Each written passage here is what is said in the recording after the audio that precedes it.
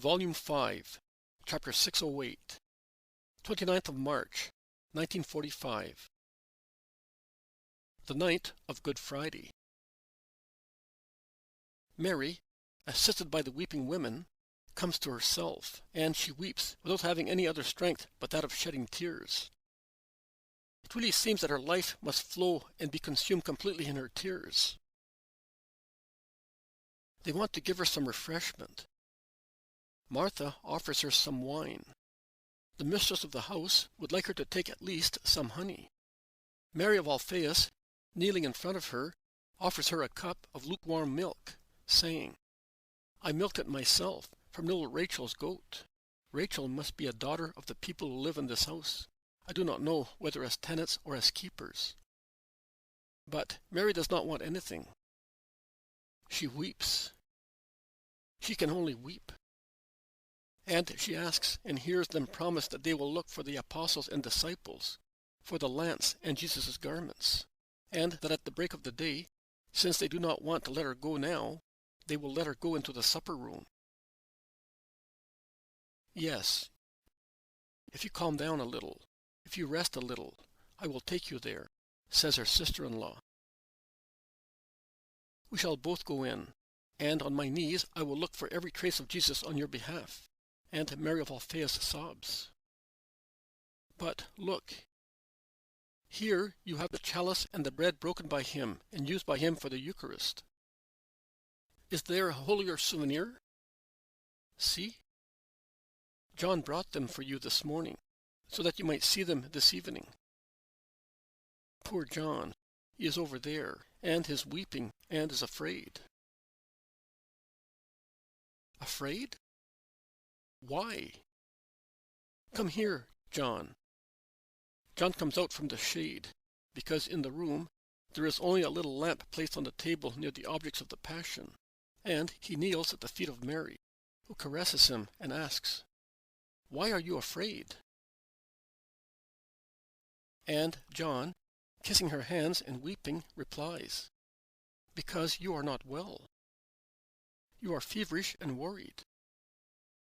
And you are not tranquil. And if you continue so, you will die, as he did." "Oh, I wish it were true." "No, Mother. Mamma.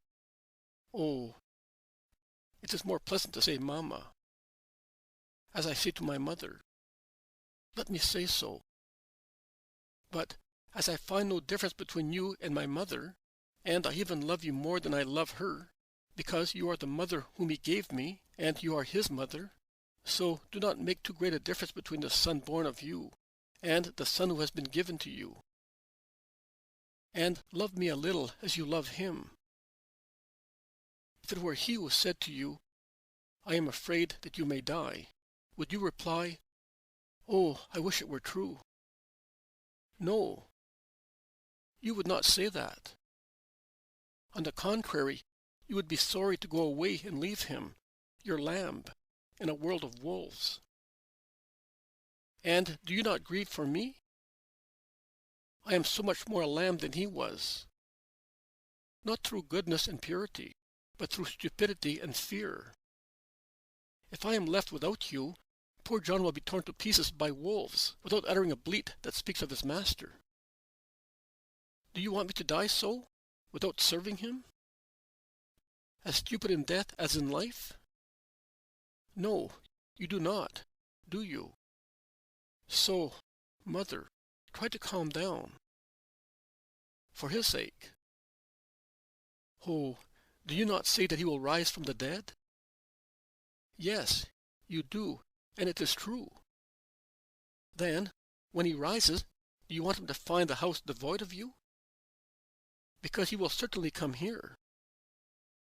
Oh, poor, poor Jesus! If instead of hearing your cry of love, he should hear our cries of grief, if instead of finding your breast to rest his tortured glorious head on, he should find your closed sepulchre.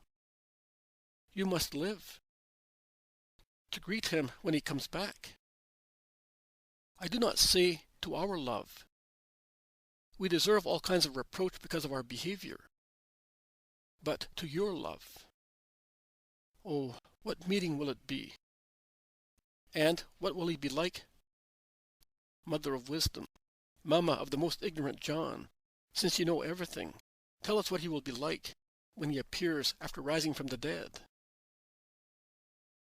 The sores of Lazarus' legs were healed, but one could see their marks, and he appeared wrapped in bandages full of rottenness, says Martha. We had to wash him and wash him over again, adds Mary. And he was weak, and we had to feed him by his order, ends Martha. The son of the widow of Nain looked bewildered, as he was like a child unable to walk and speak without difficulty, so much so that he gave him back to his mother, so that she might teach him to use the gift of life once again. And he himself guided the first steps of Jairus' little daughter, says John. I think that my Lord will send an angel to us to say, "Come with a clean garment."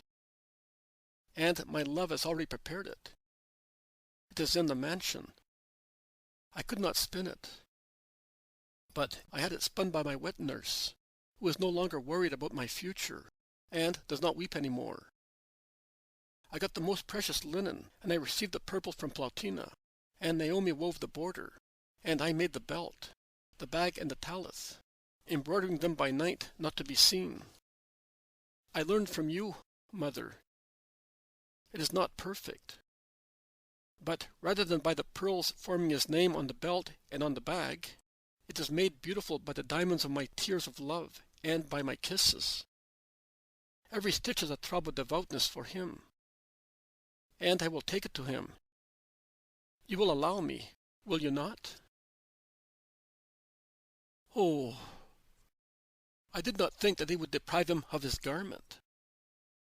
I am not familiar with the practices of the world and with its ferocity. I thought that I was aware of it, and tears once again streamed down her pale cheeks. But I see that I did not know anything yet. And I was thinking, he will have the garment made by his mother also afterwards. He liked it so much. He wanted it like that. And he told me such a long time ago, "You will make a tunic in such a manner, and you will bring it to me for Passover, because Jerusalem must see me in the purple garment of a king." Oh, that wool, whiter than snow, while I spun it was becoming red in the eyes of God and mine, because my heart was wounded once again by that word. The other wounds, after years and months, if they had not healed, had dried up by dripping blood. But this one, every day, every hour, turned the sword round in my heart. 1 day less, 1 hour less. Then he will be dead. Oh, oh. And the yarn on the spindle and on the loom became red. Then it was steeped in the dye for the world. But it was already red. Mary weeps again. They try to comfort her, speaking to her of the resurrection. Susanna asks, "What do you say? What will he be like when he rises? And how will he rise?" And Mary, bewildered and blinded in this hour of redeeming martyrdom, replies, "I do not know. I do not know anything any more, except that he is dead." She bursts into tears again, and kisses the linen cloth that Jesus had round his hips, and she presses it to her heart, and lulls it as if it were a baby. And she touches the nails, the thorns, the sponge, and shouts, "These are the things that your fatherland gave you: iron, thorns, vinegar, gall." And insults, insults, insults. And among all the sons of Israel, a man from Cyrene had to be chosen to carry the cross for you. That man is as sacred to me as a spouse. And if I knew another one who has helped my son, I would kiss his feet. So no one took pity on him? Go out. Go away. It grieves me even to see you, because among all of you, you were not able to obtain even a less cruel torture. Useless and idle servants of your king, go out. She is dreadful in her outburst. Standing stiff, she looks even taller, with her imperious eyes, her arms stretched out, pointing at the door. She commands like a queen on her throne. They all leave without reacting to avoid exciting her more, and they sit outside the closed door, listening to her moaning, and to any noise she may make. But after the noise of a chair pushed aside, and of her knees falling on the floor, because she kneels down, with her head against the table on which are the objects of the passion, they can only hear her weep, unceasingly and disconsolately. She whispers, but in such a low voice that those outside cannot hear her. Father, Father, forgive me. I am becoming proud and bad. But you can see that what I say is true. There were crowds around him, and all Palestine, during these festivals, is inside the holy walls. Holy? No, no longer holy. They would have remained such if he had breathed his last within them. But Jerusalem rejected him like a nauseating regurgitation. So only the crime is in Jerusalem. Well, of all the people that followed him, they were not able to gather a handful of men who could impose themselves. I do not mean to save him, because he had to die to redeem, but to let him die without so much torture. They remained in the shade, or they ran away. My heart revolts at so much cowardice. I am the mother, so forgive my sin of proud harshness. And she weeps. Outside, the others are on tenterhooks for many reasons. The master of the house, who had gone out to stroll about curiously, comes back in and brings dreadful news. They say that many people died in the earthquake. Many were wounded in scuffles between followers of the Nazarene and the Jews, that many have been arrested, and that there will be more executions because of rebellions and threats to Rome. That Pilate has given orders to arrest all the followers of the Nazarene and the leaders of the Sanhedrin who are present in town, or had already run away through Palestine. That Joanna is dying in her mansion. That Manaen has been arrested by Herod, whom he insulted in the presence of all the court as an accomplice of the deicide. In brief, a pile of catastrophic news. The women moan, not so much out of fear for themselves, but for their sons and husbands. Susanna thinks of her husband, who is known as one of Jesus' followers in Galilee. Mary of Zebedee thinks of her husband, who is the guest of a friend, and of her son James, of whom she has had no news since the previous evening. And Martha says, sobbing, perhaps they have already gone to Bethany. Who did not know what Lazarus was for the Master? But he is protected by Rome, retorts Mary Salome. Oh, protected. Considering how much the chiefs of Israel hate us, who knows what charges they will make to Pilate against him? Oh, God!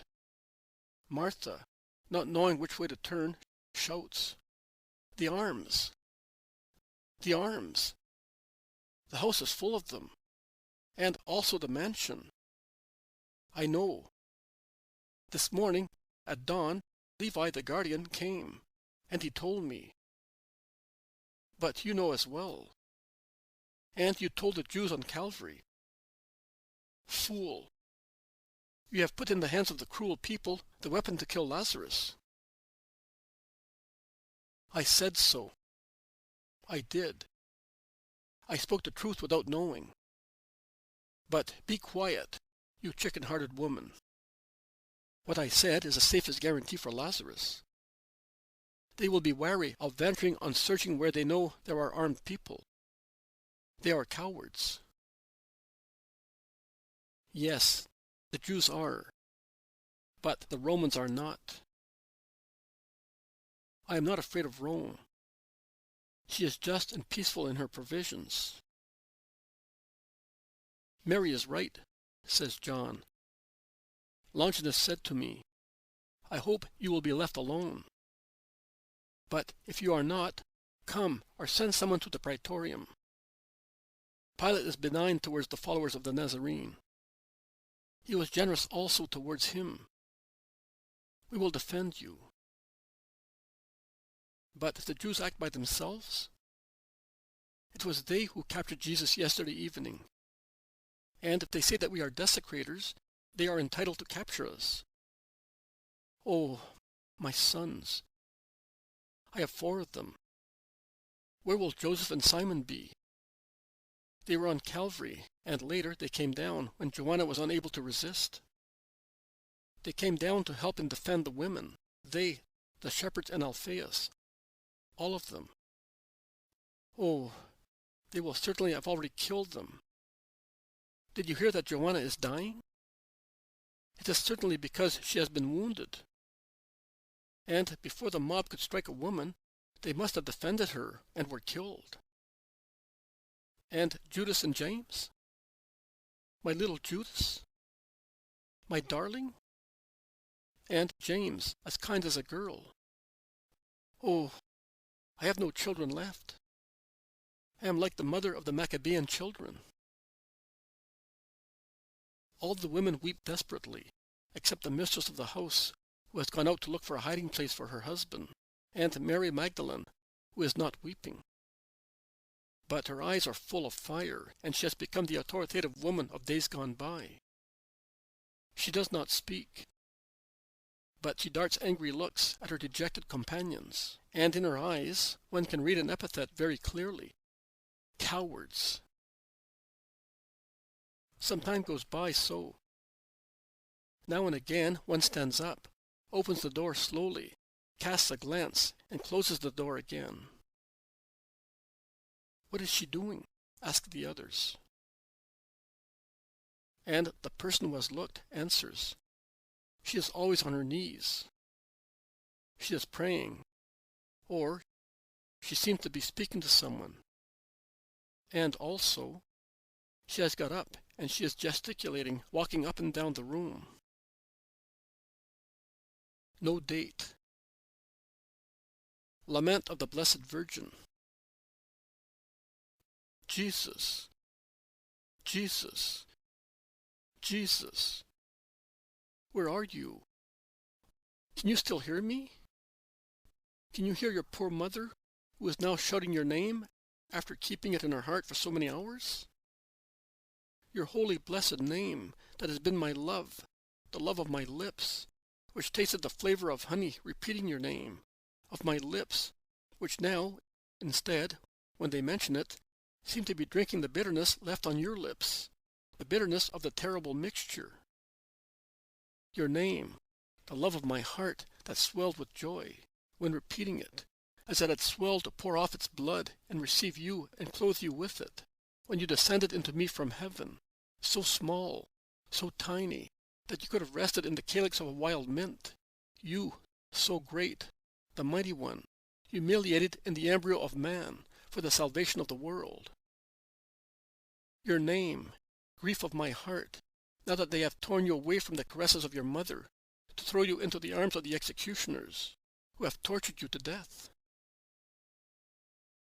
My heart has been crushed by your name, that I had to keep within me for so many hours, and whose cry increased more and more as your sorrow increased, until it crushed it, as if it had been trodden on by the foot of a giant. Oh, my sorrow is a giant, and it crushes me, it shatters me, and there is nothing that can alleviate it. To whom shall I mention your name? Nothing replies to my cry. Even if I shouted so loud that I split the stone closed in your sepulchre, you would not hear me, because you are dead. You cannot hear your mother any more. How many times I have called you, son, during these 34 years, since I learned that I was to be a mother, and that my little one was to be named Jesus. You were not yet born, and I, caressing my womb, in which you were growing, used to call in a low voice, Jesus, and you seemed to move, to say, Mummy, to me. I had already given you a voice, and I dreamed of your voice. I could hear it before it existed. And when I did hear it, as faint as that of a newborn lamb, trembled in the cold night in which you were born, I became acquainted with the abyss of joy. And I thought that I had become acquainted with the abyss of sorrow, because it was the weeping of my baby who was cold, who was uncomfortable, who was shedding his first tears of Redeemer. And I had neither fire nor cradle, and I could not suffer in your stead, Jesus. I had but my lap as fire and cushion, and my love to worship you, my Holy Son. I thought that I had become acquainted with the abyss of sorrow. It was the dawn of that sorrow. It was the edge of that sorrow. Now it is the broad noon. Now it is the bottom. This is the abyss, this which I am touching now, after descending into it during these 34 years, driven by so many things, and prostrated today in the horrible bottom of your cross. When you were a little baby, I used to lull you, singing, Jesus, Jesus. Which harmony is there more beautiful and holy than this name, which makes the angels smile in heaven? To me it was more beautiful than the song, so sweet, of the angels the night of your birth. I could see heaven in it, the whole of heaven. I could see through that name. And now, saying it to you, who are dead and cannot hear me, and you do not reply to me, as if you had never existed, I see hell, the whole of hell. See, now I understand what it means to be damned. It is to be no longer able to say, Jesus. Horrible, horrible, horrible. How long will this hell last for your mother? You said, within 3 days I will rebuild this temple. I have been repeating these words to myself all day today, in order not to drop dead, to be ready to greet you when you come back and go on serving you. But how shall I be able to put up for 3 days with the knowledge that you are dead? You, my life, for 3 days dead? How come you, who know everything, because you are the infinite wisdom, are not aware of the torture of your mother? Can you not imagine it, remembering the day I lost you in Jerusalem, and you saw me squeeze through the crowd around you, looking like a shipwrecked person that touches a shore, after struggling so much with waves and death, with the countenance of a woman who comes out of a torture exhausted, almost bled to death, aged, heartbroken. And then it was possible for me to think that you were just lost. I could delude myself that it was only that. But not today. Not today. I know that you are dead. No illusion is possible. I saw you being killed. And even if grief should make me lose my memory, here is your blood on my veil, and it says to me, he is dead. He is bloodless. These are the last drops that gushed out of his heart. Out of his heart. Out of the heart of my child. Of my son. Of my Jesus. Oh, God, merciful God, do not let me remember that they split his heart. Jesus, I cannot stay here alone while you are there all alone. I, who have never loved the roads of the world and crowds, and you know, after you left Nazareth, I have more and more frequently followed you in order not to live far from you. I could not live away from you. I faced oddities and derision. I do not take into account fatigue, because it was obliterated by the joy of seeing you, just to live where you are. And now I am here all alone. And you are there all alone. Why did they not leave me in your sepulchre? I would have sat beside your chilly bed, holding one hand of yours in mine, to make you feel that I was near you. No, to feel that you were close to me. You do not feel anything anymore. You are dead. How often I have spent the night near your cradle, praying, loving, taking delight in you. Shall I tell you how you slept, with your little fists closed like two flower buds near your holy little face? Shall I tell you how you used to smile in your sleep and, certainly remembering your mummy's milk, you made the gesture of sucking while sleeping? Shall I tell you how you woke up and opened your eyes and laughed, seeing me bent over your face, and you stretched your little hands joyfully, as you were anxious to be taken by me, and how, with a little cry as sweet as the trill of a blackcap, you claimed your food? Oh, I was happy when you clung to my breast, and I felt the smooth tepidity of your cheeks, the caresses of your little hands on my mamma. You could not stay away from your mother, and now you are alone. Forgive me, son, for leaving you alone, for not rebelling for the first time in my life, and for not insisting on remaining there. It was my place. I would have felt less desolate if I had remained near your funereal bed, to arrange your clothes, as in days gone by, and change them. Even if you could not have smiled at and spoken to me, I would have felt as if I had you again, as when you were a baby. I would have held you to my heart, in order not to make you feel the chillness of the stone, the hardness of the marble. Did I not hold you also today? The lap of a mother is always capable of holding a son, even if he is a grown-up man. A son is always a baby for his mother, even if he is one who has been taken down from a cross, covered with sores and wounds. How many wounds, how much sorrow. Oh, my Jesus so wounded, so wounded, so wounded. No, no, Lord, no. It cannot be true. I am mad. Jesus dead? I am raving. Jesus cannot die. Yes, he can suffer, but he cannot die. He is the life. He is the Son of God. He is God. God does not die. Does he not die? Then, why has he been named Jesus? What does Jesus mean? It means Savior. He is dead. He is dead because he is the Savior. He had to save everybody, losing himself. I am not raving. No, I am not mad. No, I wish I were. I should suffer less. He is dead. Here is his blood. Here is his crown. Here are the 3 nails. They have pierced him with them. Man, look with what you have pierced God, my Son. And I must forgive you. And I must love you. Because he has forgiven you. Because he told me to love you. He made me your mother, the mother of the killers of my child. One of his last words, struggling against the rattle death at his agony.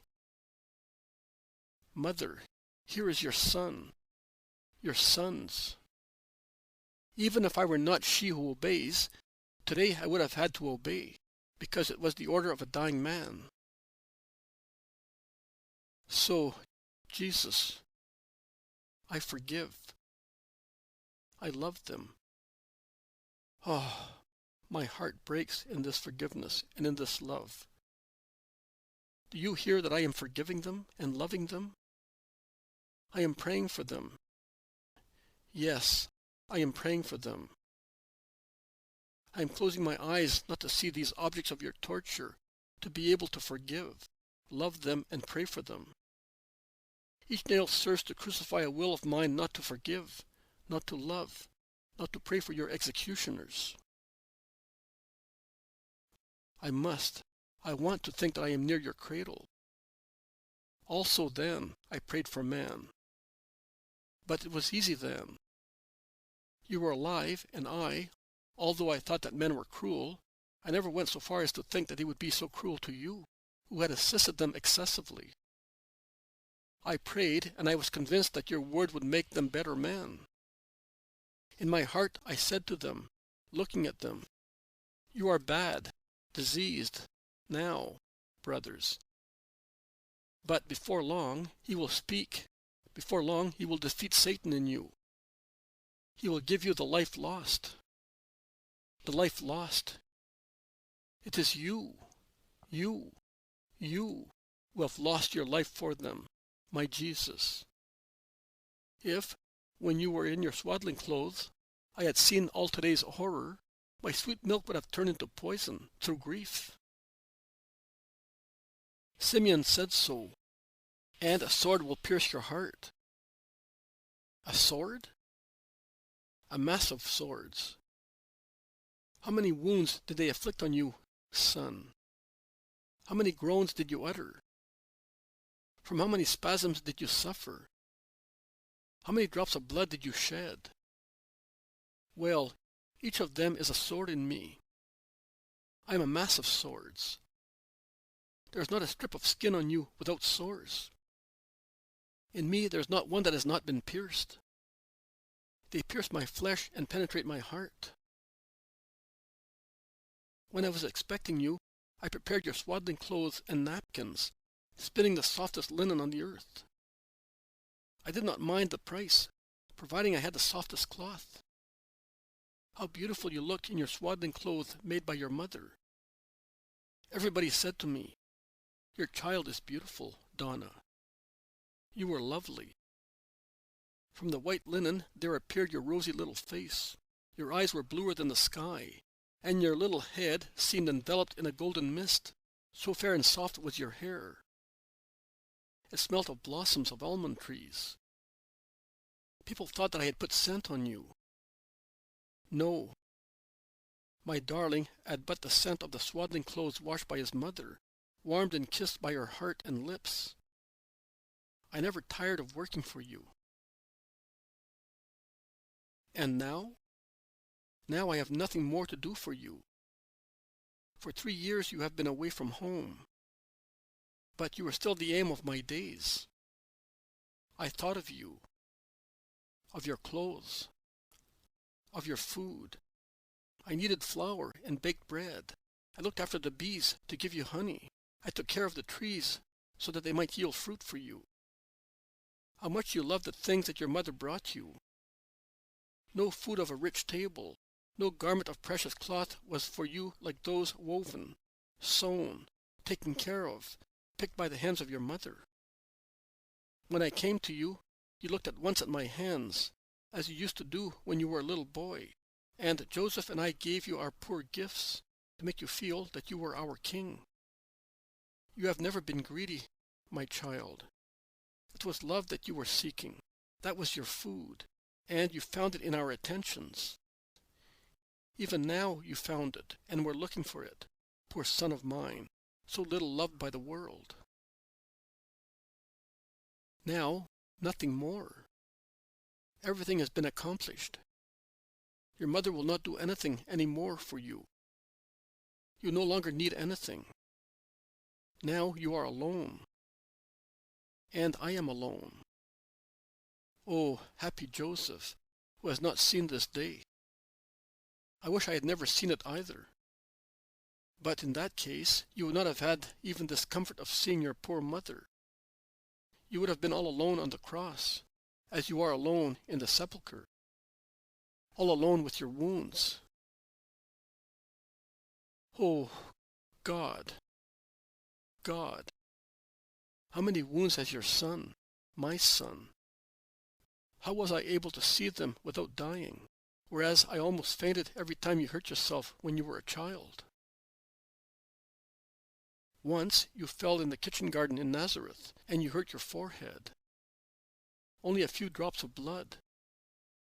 But I, who felt I was dying when I saw the drops of your blood at the circumcision, and Joseph had to support me as I was shaking like one who was dying, I thought that that tiny cut would kill you, and I cured it more with my tears than with water and oil, and I was not at peace until I saw that it no longer bled.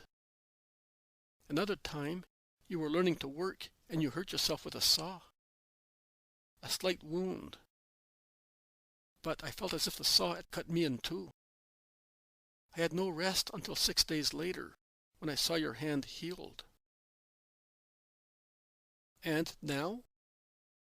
And now? Now you have your hands, feet, side ripped. Now your flesh is falling in pieces. Your face is bruised, that face which I did not dare to touch lightly with a kiss, and your forehead and the nape of your neck are ulcerated.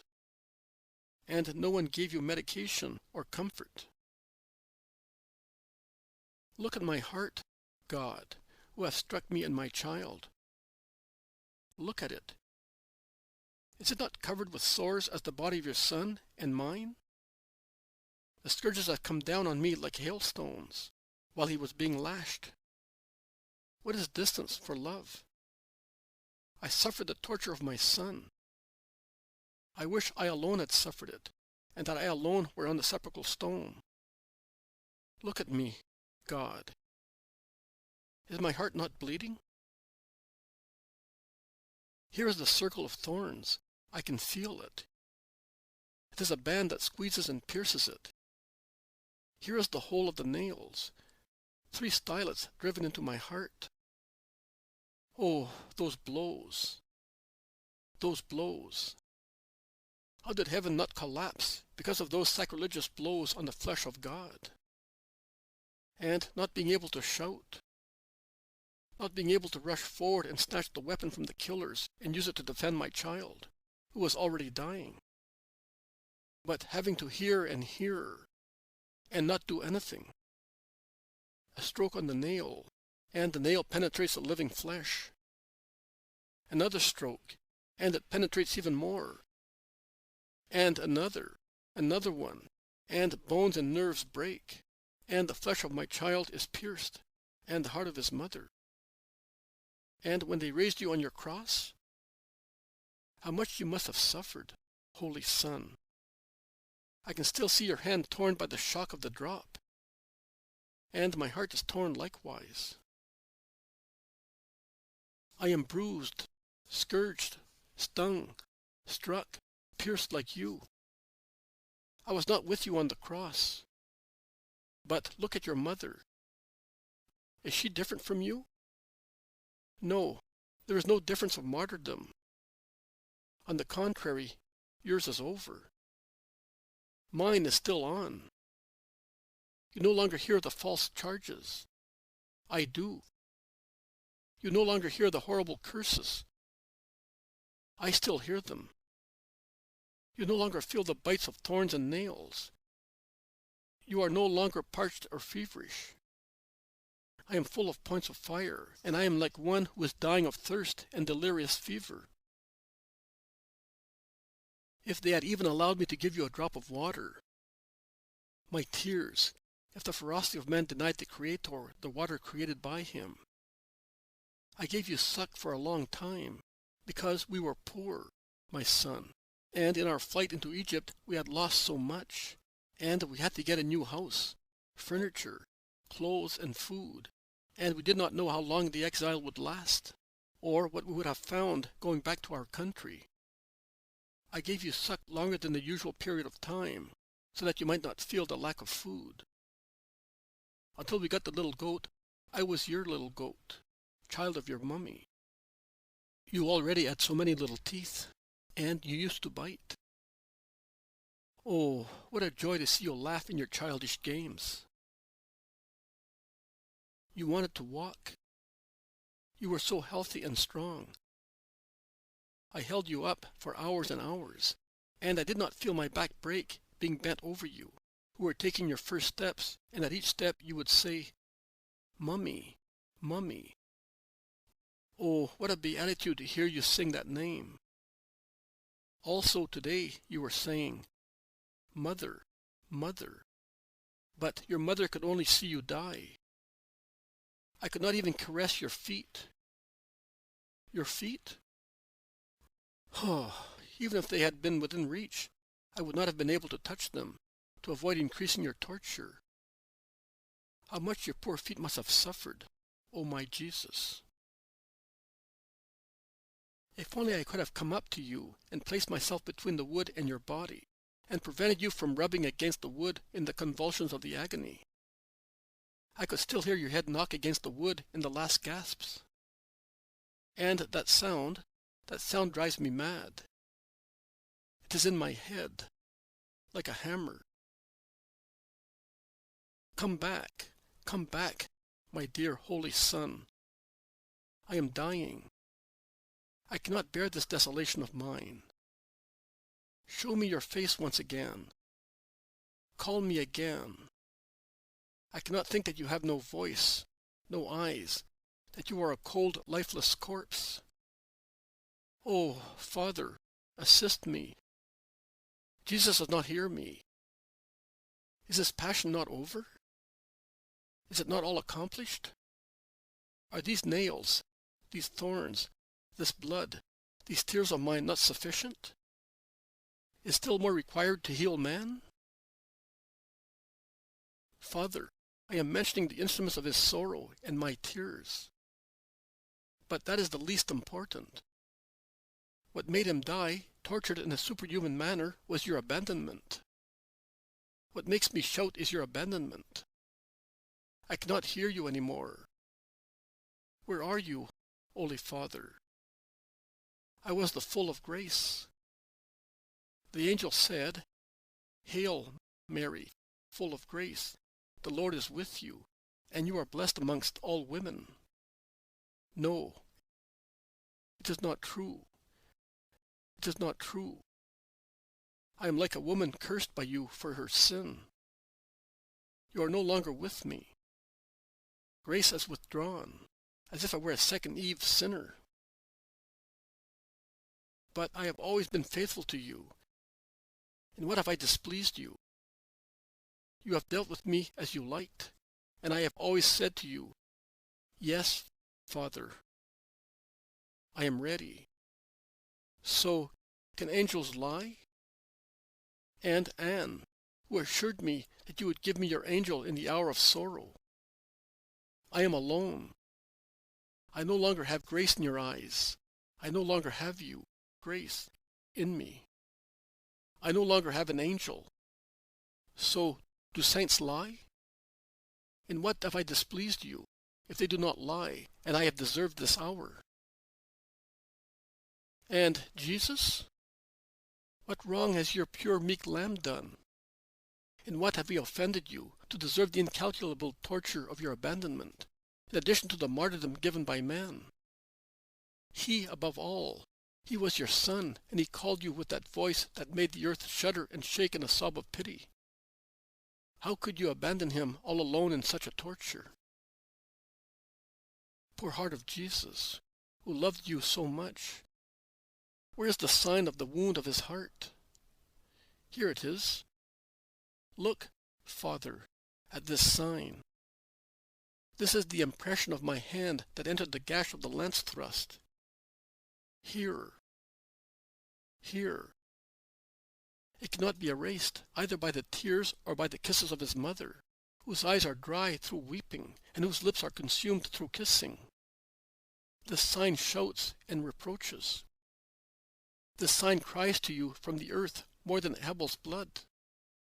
And you, who cursed Cain and revenged yourself on him, did not intervene on behalf of my Abel, already bled by his Cains, and you allowed this last outrage. You crushed his heart with your abandonment, and you allowed man to strip him, so that I might see him and be crushed. With regard to me, it does not matter. It is for him that I ask and call you to answer. You should not have done that. Oh, forgive me. Forgive me, Holy Father. Forgive a mother who is mourning her child. He is dead. My son is dead.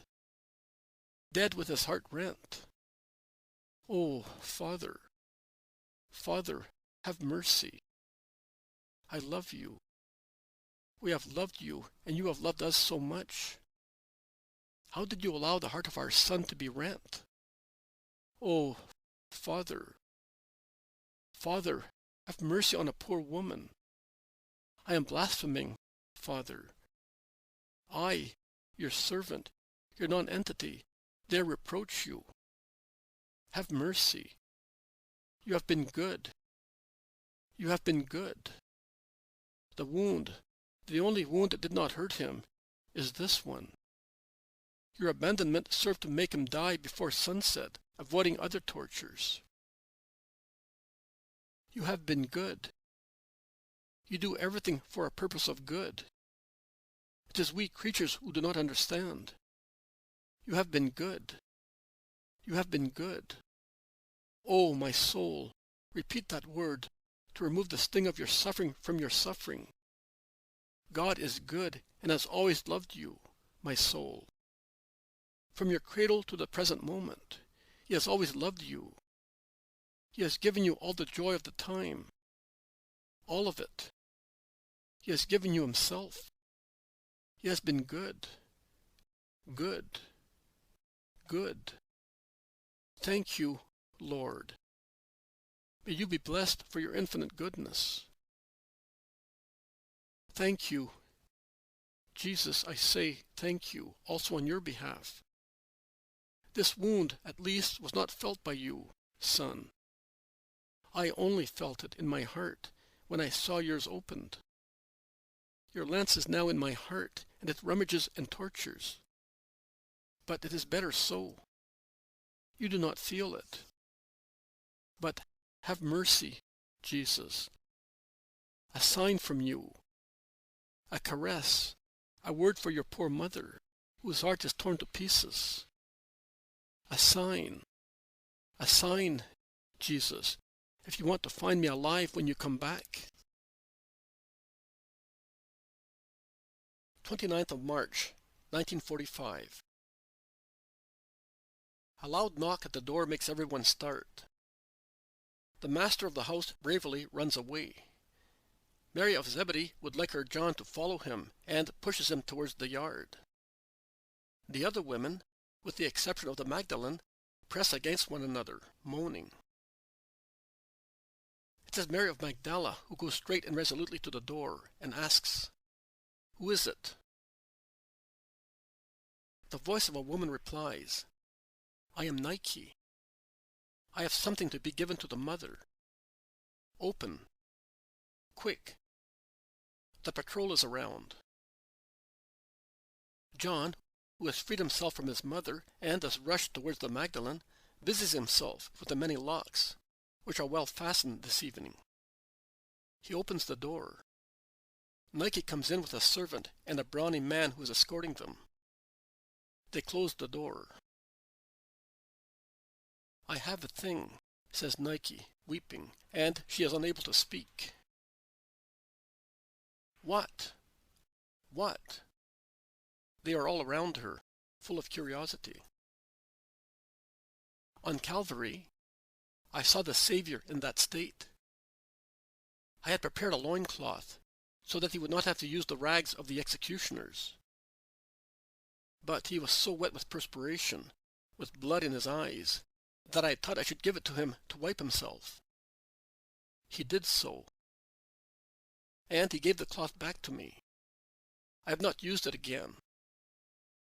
I wanted to keep it as a relic, with his perspiration and blood. And seeing the fury of the Jews, shortly afterwards, with Plautina and the other Roman ladies, Lydia and Valeria, we decided to come back, for fear they might take this linen cloth from us. The Romans are brave women. They put the servant and me in the middle, and they protected us.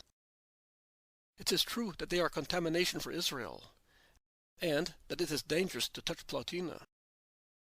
But one thinks of that in peaceful times. Today they were all drunk.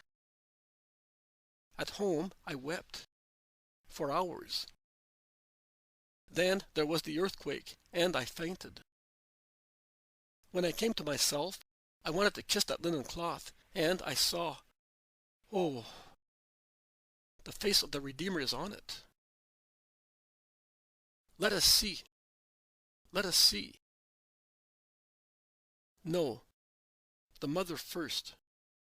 It is her right. She is so exhausted. She will not be able to resist. Oh, don't say that. On the contrary, it will comfort her. Tell her. John knocks at the door lightly. Who is it? It is I, Mother. Nike is here. She came during the night.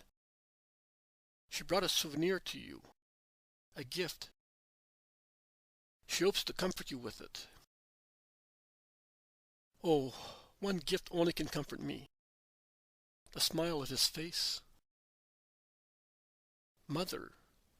John embraces her, lest she should fall, and, as if he were confiding the true name of God, he says, "It is that."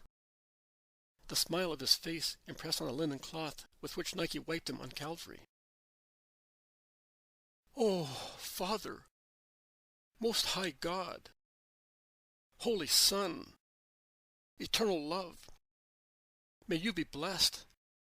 The sign I asked of you.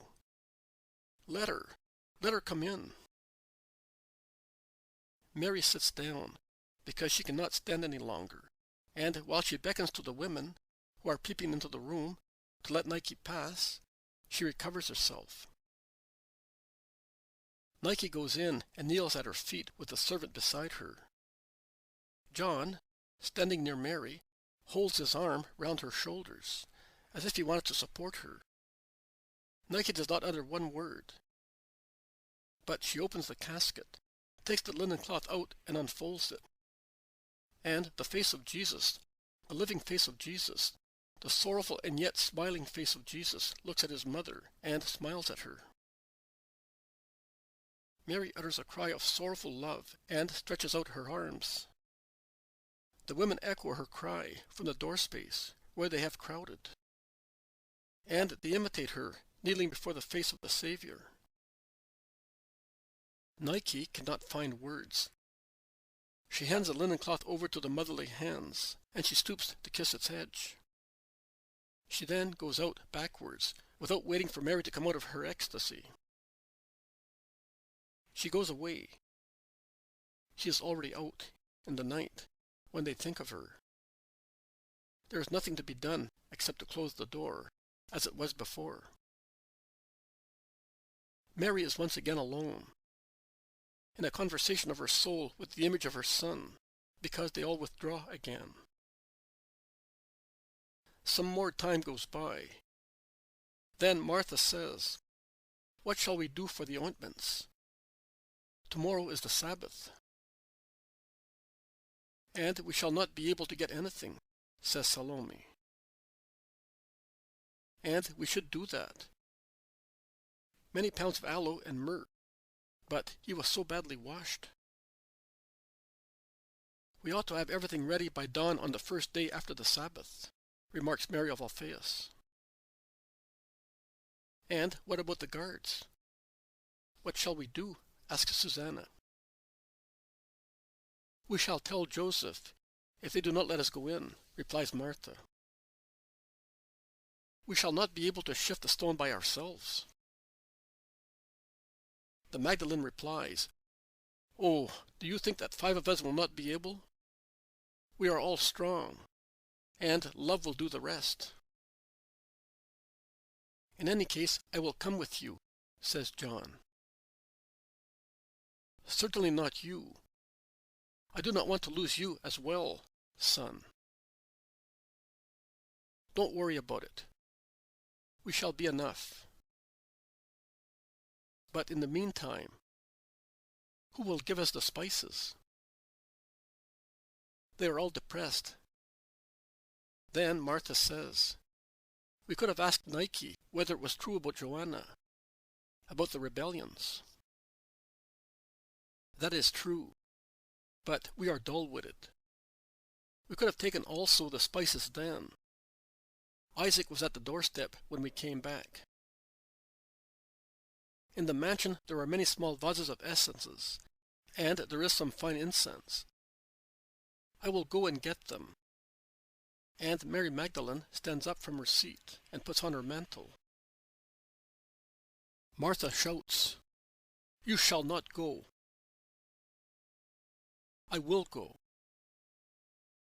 "You are mad. They will get you." "Your sister is right. Don't go." Oh, what useless howling females you are! Jesus really had a fine group of followers. Have you already used up your reserve of courage? With regard to me, the more I use, the more I get.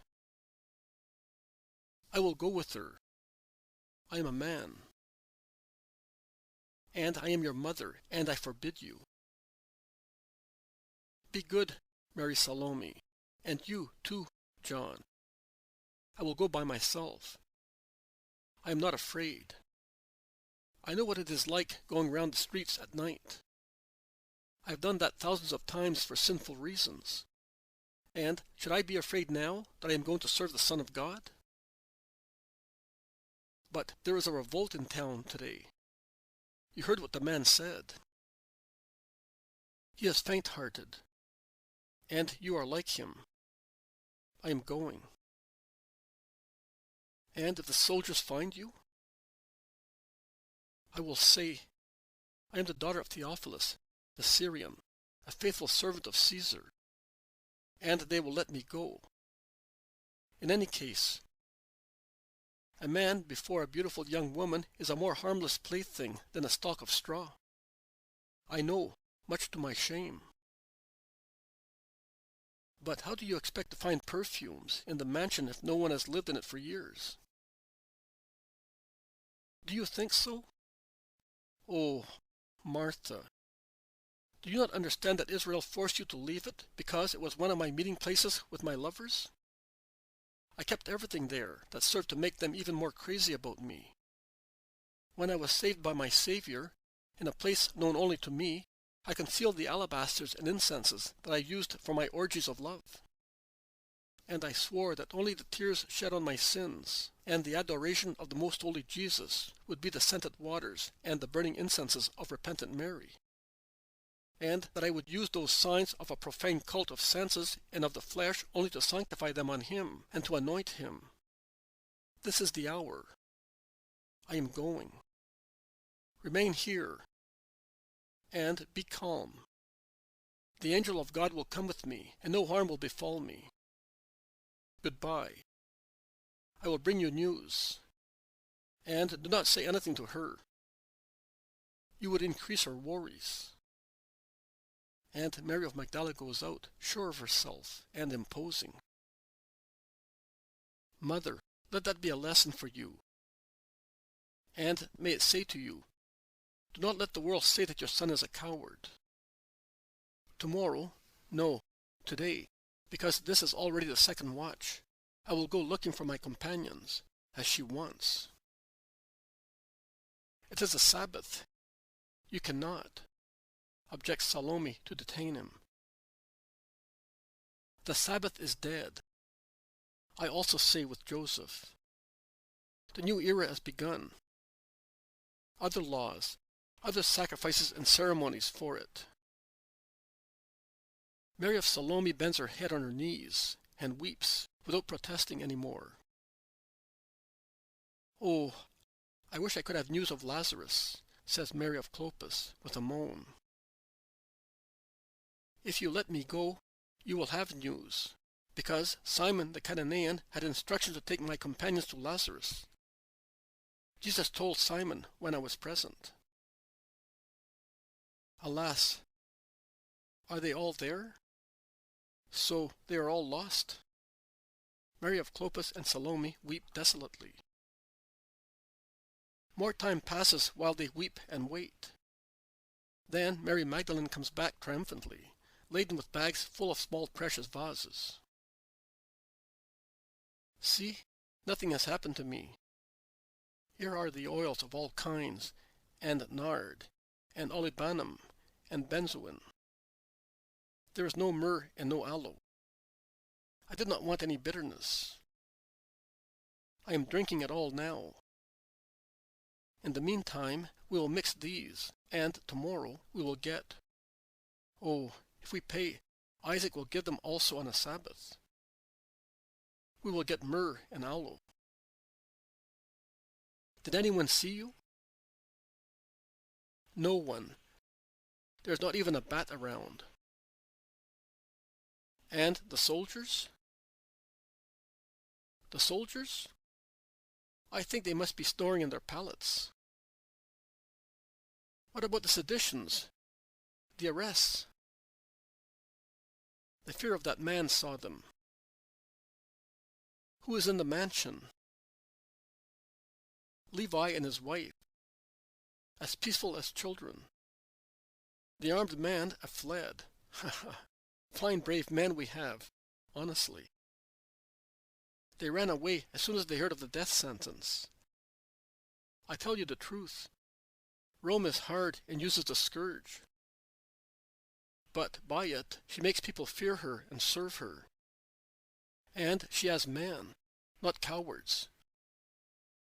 Oh, yes. He used to say, my followers will experience the same destiny as mine.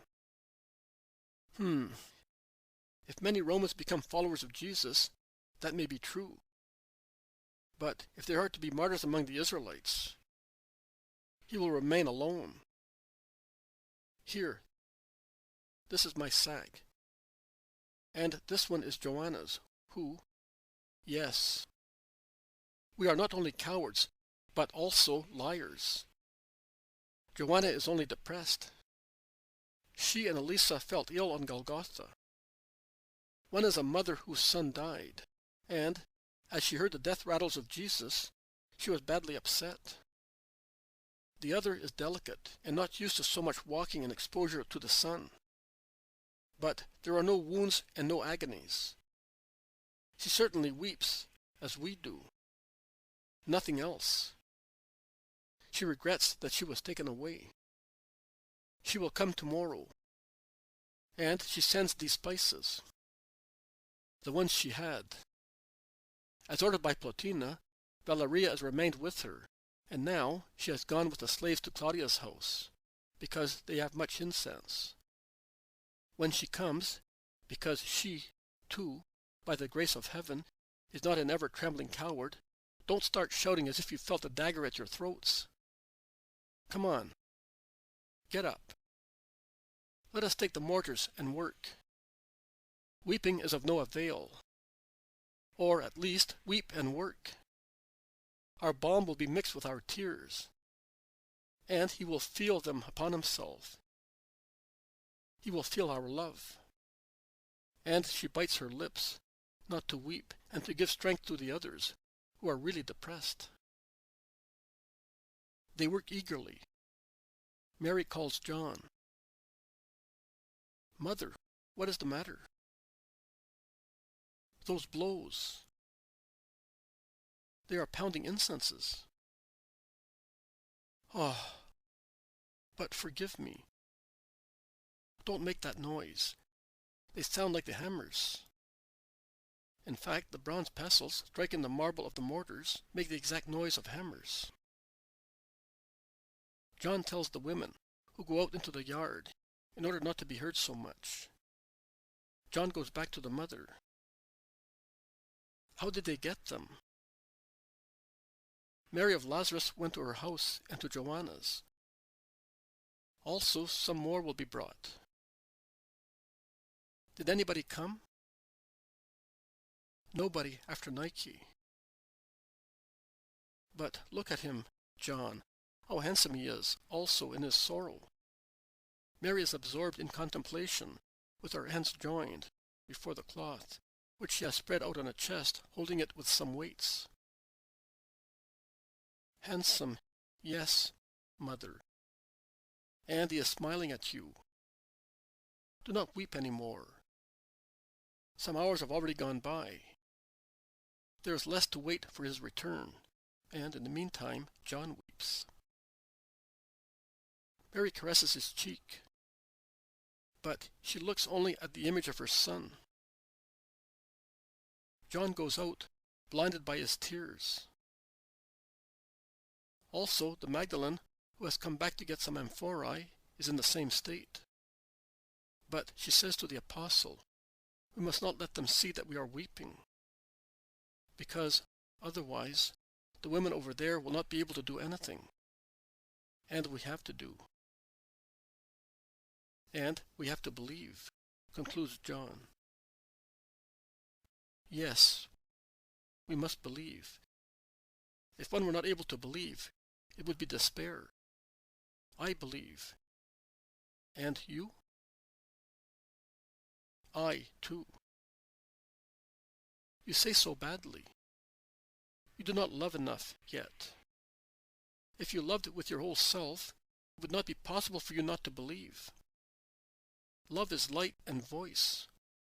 Also, against the darkness of denial and the silence of death, it says, I believe. Wonderful is the Magdalene, so great and imposing, authoritative in her confession of faith. Her heart must be torn to pieces, and her eyes, inflamed by tears, confirm that. But her spirit is undefeated. John looks at her, full of admiration, and whispers, You are strong. Always. I was so much that I dared to defy the world. And I was, then, without God. Now that I have him, I feel I know how to defy also hell. You, who are good, should be stronger than I am. Because sin disheartens, you know, more than consumption. But you are innocent. That is why he loved you so much. He loved you as well. And I was not innocent, but I was his conquest, and there was a loud knock at the door. It must be Valeria. Open the door.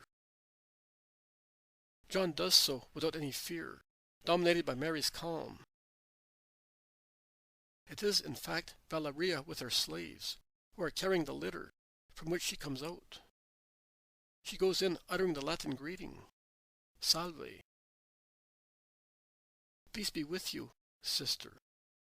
Come in, says John.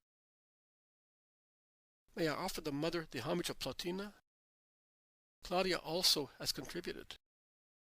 But if it is not grievous for her to see me. John goes in to Mary. Who is knocking? Peter? Judas? Joseph? No, it is Valeria. She has brought some precious resins. She would like to offer them to you, if that does not grieve you. I must overcome grief. He called the children of Israel and the heathens to his kingdom. He called everybody. Now, he is dead. But I am here for him. And I receive everybody. Let her come in. Valeria enters. She has taken off her dark mantle, and she is all white in her stole. She stoops to the ground. She greets and speaks. Domina, you know who we are. The first women redeemed from heathen obscurantism. We were dirt and darkness. Your Son has given us wings and light. Now he is sleeping in peace. We know your customs. And we want also the bombs of Rome to be spread on the triumpher. May God bless you, daughters of my Lord. And forgive me if I am not able to say more. Do not make any effort, Domina. Rome is strong, but she can also understand grief and love. She understands you, sorrowful mother. Goodbye. Peace be with you, Valeria. My blessing to Plotina, to all of you. Valeria withdraws, leaving her incenses and other essences. See, Mother, the whole world is making offerings to the King of heaven and earth. Yes, says Mary, the whole world. And his mother will have been able to give him nothing but tears. A cock crows joyfully somewhere nearby. John starts. "What is the matter, John?" asks the Blessed Virgin. "I was thinking of Simon Peter." "But was he not with you?" asks the Magdalene, who has gone back into the room. "Yes, in Annas' house. Then I understood that I had to come here, and I have not seen him again. It will soon be dawn." "Yes, open the windows." They open the window coverings, and their faces look even wanner in the greenish dawn light. The night of Good Friday is over.